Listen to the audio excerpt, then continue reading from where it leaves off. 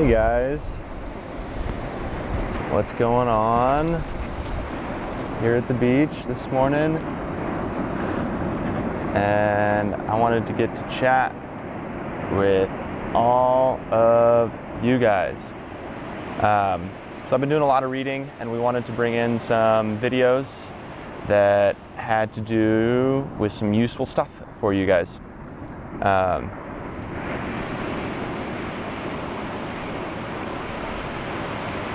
Enjoying this outdoor space, and I was just reviewing something that has been helpful for me for the last couple of days, and I wanted to share some things with you. This is Dale Carnegie's Golden Book. I went through a course middle of February that was focused on human relations skills and personal development skills and leadership skills. And this golden booklet has just got some really amazing nuggets of information that's been helpful. And if it's been helpful for me, then it can be helpful for you. Specifically, what I want to talk about today is worry. What I want to share from you is from page 6 on this, and it's principles from how to stop worrying and start living. And he has 3 fundamental principles for overcoming worry. Principle 1 is to live in quote-unquote day-tight compartments. What does that mean? Live in day-tight compartments. It means don't worry about what's happened yesterday. Don't worry about what's happened tomorrow. You have something to do today. Make sure it gets done today. Let all of your worrying only extend to the end of day today. There's plenty of things to go on and plenty of things to worry about that we let ourselves outside of this day-tight compartment, and we really don't know what's going to happen in that space. So number 1, live in day-tight compartments. Number 2, how to face trouble. A, ask yourself, what's the worst that possibly could happen? B, prepare yourself to accept the worst. And C, try to improve on the worst. So that's a maybe easier said than done principle. What's the worst that could happen? Okay, prepare to accept that. And now, what can you do today to improve on that worst case scenario? Not an easy solution, not a simple solution, but something that'll help you overcome some worry.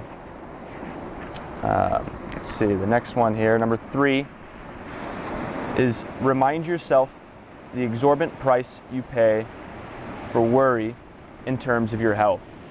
This one was pretty cool for me, especially thinking that we are in the fitness industry, and that all of us need to be reminded that health is kind of being put on the sidelines right now, and how worrying in this situation can affect our health and wellness, and how we don't have to let it. We don't have to let it affect our health and wellness. We can prepare to make that worst case scenario better than it is right now. I got another page in here that I think is going to be useful, and I want to share it as well. It's called Break the Worry Habit Before It Breaks You. Here's number 1. We talked about this a couple days ago. Keep busy. We talked about creating a schedule and sticking to your schedule. Even if there's time to fill in other things, keep yourself busy. Make a schedule, stick to it, keep busy. 2, don't fuss about trifles. Fussing or complaining does not get you any further, and it does not help you in overcoming this worry. I'll leave it there.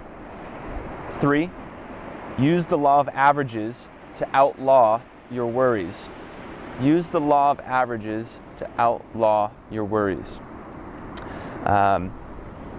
Talking about these worst case scenarios, and looking at, hey, what's the average situation that's coming out of this, and what's the worst possible situation that's coming out of this, and then how do I outlaw myself from that, saying, hey, I'm doing my part to stay healthy. I'm doing my part to stay on top of things. I'm doing my part to provide. Once you look at worst case scenario and then take a look at what you're doing to not be the worst case scenario, you can outlaw your probability for those worst case scenarios. Number 4, I've got this one underlined several times. Cooperate with the inevitable. It's kind of what we're doing right now. Cooperating with the inevitable.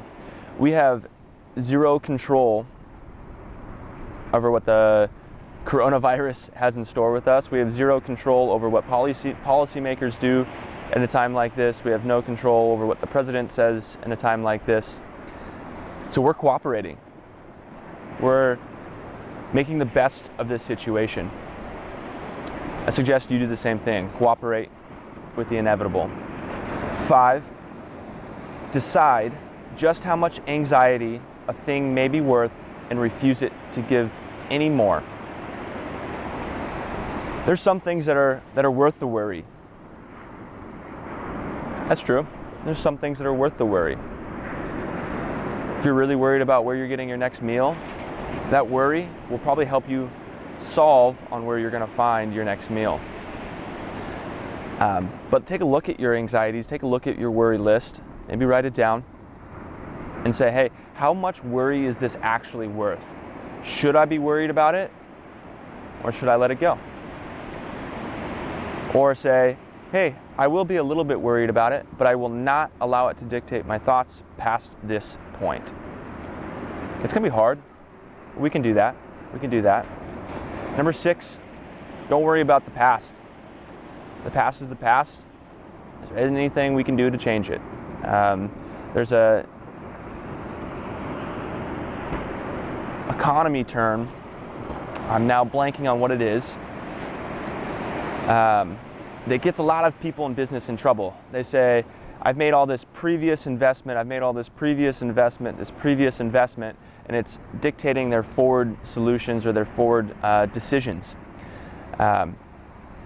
Most business people will say that those past decisions cannot be changed, and you should not be deciding future actions based on past happenings. You should not decide future actions based on past happenings. So the last thing is, don't worry about your past. This is a very small piece of things that we can do to kind of curb our worry, kind of get things under a manageable amount of stress, and also put ourselves in a place of thriving in a time like this. I think that's possible, and I think that there are many people right now who are thriving, and we can be a part of that, one person at a time. All right, guys, see you later.